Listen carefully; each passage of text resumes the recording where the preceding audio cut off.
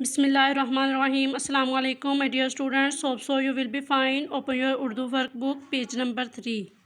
My dear students, first of all mention the date and day. लफ्ज़, इंसान अपनी ज़बान से जो कुछ बोलता है इसे लफ्ज़ कहते हैं, जैसे किताब, कलम, पानी, रोटी वगैरह। लफ्ज़ की दो इक़साम हैं, लफ्ज़ मौजू और लफ्ज़ महमल। लफ्ज़ मौजू क्या है? वो लफ्ज़ जिसके मानी हो इसे लफ्ज़ मौजू कहते हैं। यानी कि ये एक पेंसिल है, इसका कोई मानी है, ठीक है। किताब है। लफ्ज़ महमल, वो लफ्ज़ जिसके मानी कुछ ना हो या बामानी अल्फाज के साथ यूं ही बोला जाए, इससे लफ्ज़ महमल कहते हैं। यानी बेमानी लफ्ज़ को महमल कहते हैं। मसलन पानी वानी, सौदा सलफ़, खाना वाना, इनमें वानी सलफ़ और वाना महमल है। फॉर एग्ज़ाम्पल ये मेरे पास एक पेंसिल है, पेंसिल वेंसिल, यानी कि पेंसिल क्या है? लफ्ज़ मौजू है और वेंसिल क्या है?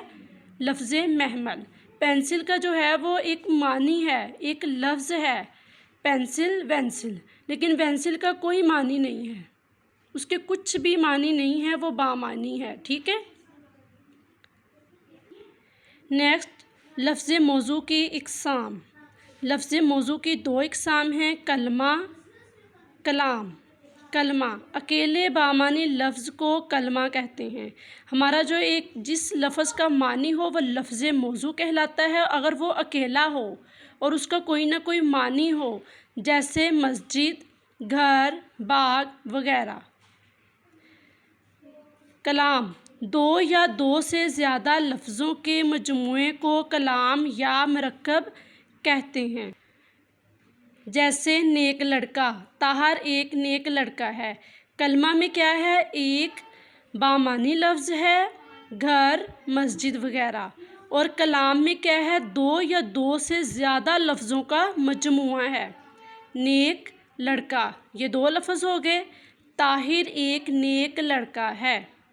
माय डियर स्टूडेंट्स, आपने पेज नंबर 3 इसकी रीडिंग करनी है और इसको याद करना है। यही आपकी होम असाइनमेंट है और यही आपका क्लास वर्क है। Thank you so much. अल्लाह हाफिज़ एंड टेक केयर।